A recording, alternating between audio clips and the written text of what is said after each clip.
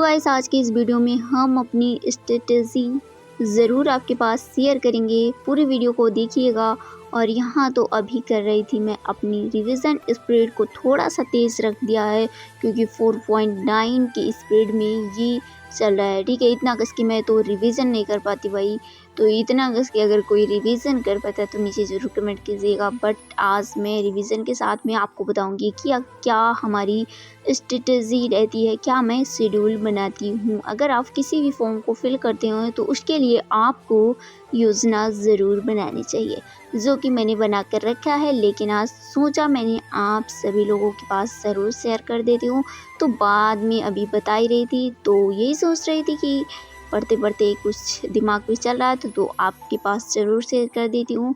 तो भाई सारे वर्क घर के ख़त्म हो चुके थे, क्योंकि घर से लेकर बाहर तक सारा वर्क मुझे ही करना पड़ रहा है इस समय।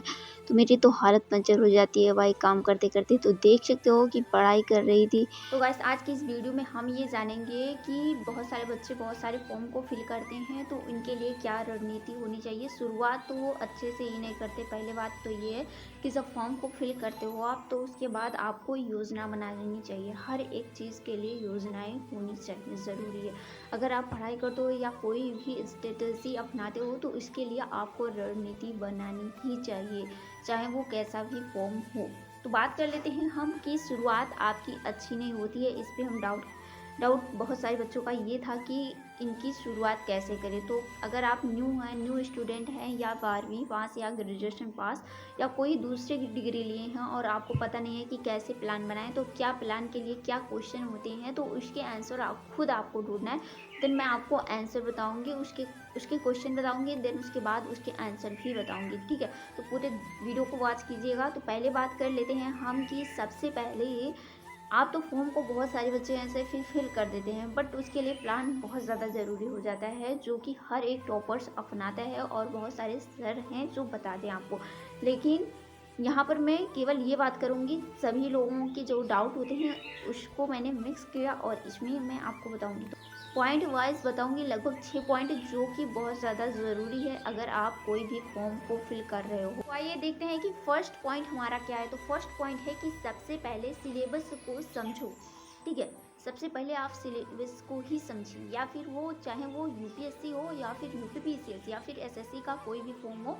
अगर आप फॉर्म को फिल किए हो तो उसकी सिलेबस को समझो कि क्या उसमें सिलेबस है। ठीक है, उसके पीडीएफ अगर आप डाउनलोड करते हो तो उसे आप देखो। उससे अच्छा है पीडीएफ डाउनलोड करने से अच्छा है कि पीडीएफ को देख कर उसके बाद अपनी कॉपी यानी नोट्स में बना लो और उसके अपने सामने दीवार पर चिपका लो, या फिर अपनी कॉपी में ही लिख कर रखे रहो, लेकिन उसे बार बार देखो कि क्या सिलेबस है। ठीक है, अब बात करते हैं कि इसकी क्या आंसर है। तो इसमें आपको क्या होता है, फिक्स्ड हो जाता है कि आपकी सिलेबस क्या है। फिर बात करती हूँ इसकी, अगर आपको पीडीएफ चाहिए तो पीडीएफ से अच्छा है कि आप अपने नोट्स में इसे कंक्लूड कर लो, लिख लो। ठीक है, अब देन बात करती हूँ दूसरा क्वेश्चन क्या है कि हमें प्लान बनाते समय ये भी ध्यान रखना चाहिए कि PYQ से ही आपको दोस्ती करना चाहिए। क्यों दोस्ती करना चाहिए, क्योंकि ये पता चलता है आपको कि कैसे क्वेश्चन इसमें आते हैं। ठीक है, कैसे क्वेश्चन आते हैं, लगभग 5 साल के क्वेश्चन को आपको देखना ही चाहिए। तो ये आपका दूसरा जो क्वेश्चन है ये होनी चाहिए। देन बात करती हूँ तीसरे क्वेश्चन पर कि यूट्यूब से पढ़ो लेकिन स्मार्ट तरीके से। कई बार मैंने ये भी बता दिया है कि स्मार्ट तरीके से पढ़ो, बट स्मार्ट तरीका क्या होना चाहिए कि जैसे कि आप यूट्यूब पर आ जाते हो कि आपको इंग्लिश की क्लास लेनी है, जैसे आपकी CGL CHSL या फिर MTS या फिर CPO का कोई भी फॉर्म को फिल कर देते हो, तो इसमें अगर आप इंग्लिश के लिए आ जाते हो या कोई भी GS के या फिर मैथ के लिए, तो बहुत सारे सर आ जाते हैं। तो आप सिलेक्ट करें कि आज मुझे, जैसे कि कोई चैनल है तो उस चैनल पे मुझे किस सर से हिंदी पढ़नी है, किस सर से इंग्लिश पढ़नी है, किस सर से मैथ पढ़नी है, किस सर से रीजनिंग GS GK ये सब पढ़नी है। सिलेक्ट कर लें और अपनी कॉपी में उन सर का नाम, देन उनके साथ से कौन सा सब्जेक्ट पढ़ना है ये भी आप लिख लें। ठीक है, इसमें आपका तीसरा ये होना चाहिए, जो कि रोज़ हर दिन के लिए आप शेड्यूल बना लें कि आज मुझको इन सर से ये सिलेबस कवर करना है। देन बात करती हूँ कि मतलब क्या होता है कि जब आप यूट्यूब पर चढ़ जाते हो तो यूट्यूब पर जब देखते हो तो बहुत सारे सर आ जाते हैं, तो ये सोचते हो कि इनका भी देख लें, इनका भी देख लें, इनका भी देख लें। अगर आप एक सर को फॉलो करते हो और उन्हीं का पढ़ा हुआ आपकी समझ में आता है तो आप उन्हीं से ही पढ़ें। फिर बात करती हूँ कि तीसरे चौथे क्वेश्चन की, ठीक है, कि मॉक टेस्ट बहुत ज़्यादा ज़रूरी हो जाता है। तो मॉक टेस्ट में बात करते हैं कि तैयारी का ये आईना होता है। आईना मतलब होता है कि जैसे सुबह सुबह आप अपने आप को देखते हो कि मैं किस प्रकार से हूँ, क्या मुझ में लगा है, मतलब कि कहीं कुछ चेहरे में नहीं लगा है, बाल कैसा है, तो ये सब कुछ देखते हो। तो उसी प्रकार से मॉक टेस्ट है। मॉक टेस्ट जब आप लगाते हो तो उसमें आपकी सही क्या क्या क्वेश्चन कितने सही हो रहे हैं, क्या क्वेश्चन कितने गलत होते हैं, ये सब आपको पता चलता है, ठीक है। और जो गलत होते हैं वो कौन से क्वेश्चन गलत होते हैं, उस पर एनालिसिस आपको खुद करना होगा, ठीक है। और उसी दिन मैं चाहती हूँ कि उसी पर काम कर ले, कि जो क्वेश्चन गलत हुए तुरंत क्वेश्चन के मतलब कि मॉक टेस्ट दें, देन उसके बाद आप उस क्वेश्चन के आंसर को देखें और उस टॉपिक को सेलेक्ट कर लें। उसी दिन टाइम है तो नहीं, मतलब कि सेलेक्ट तो उसी दिन करना है, बट अगले दिन या फिर उसी दिन आप उस सिलेबस को पढ़ डालें, ठीक है। ये अगर आप करते हो तो लगभग हमारे जो पेपर होते हैं ये आसानी से निकल जाते हैं। अगर आप कुछ भी करते हो तो योजना बहुत ज़्यादा ज़रूरी हो जाता है बनाना, ठीक है। अब बात कर लेते हैं पांचवें स्टेप की, कि सेल्फ स्टडी सबसे ज़रूरी होता है। हज़ार लाखों या फिर करोड़ों रुपए में क्यों ना पढ़ाए, लेकिन जब तक आप खुद नहीं पढ़ोगे, आपको कितना भी बड़ा कोई भी सर हो, आपका पेपर नहीं निकलवा सकते हैं। मतलब कि 70% योगदान आपका होता है, आपका अपना ही होता है, कि अगर आप पढ़ते हो तब ही आपके पेपर निकलेंगे, ठीक है। इसमें ये होता है कि सेल्फ स्टडी से ही लोगों का पेपर निकलता है।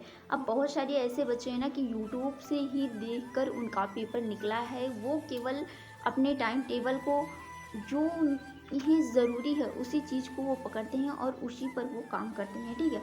अब ये बात करते हैं, किताबें कम रखना है आपको और उसे बार बार रिवाइज करना है, कि कम किताबें होंगी ज़्यादा पढ़ाई होगी।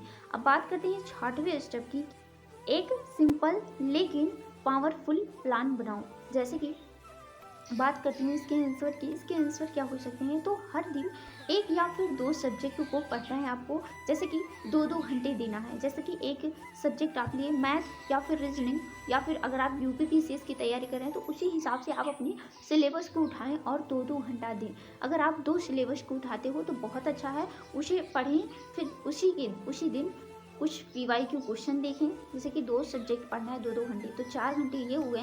देन अगर आप 30 मिनट अगर आप पीवाईक्यू क्वेश्चन के देते हो तो इसमें लगभग 4.5 घंटे हुए, और 20 मिनट, लगभग 20 से नहीं बल्कि ये भी आधा घंटा रख लेते हैं, कि इसमें आप रिवीजन करते हो। रिवीजन के लिए आपको लगभग 1 घंटा होना चाहिए, कि जैसे हफ्ते भर का या फिर 15 दिन या फिर 1 महीना, जैसे ही आप स्ट्रेटेजी बनाते हो उसी प्रकार से आप रिवीजन करोगे, ठीक है।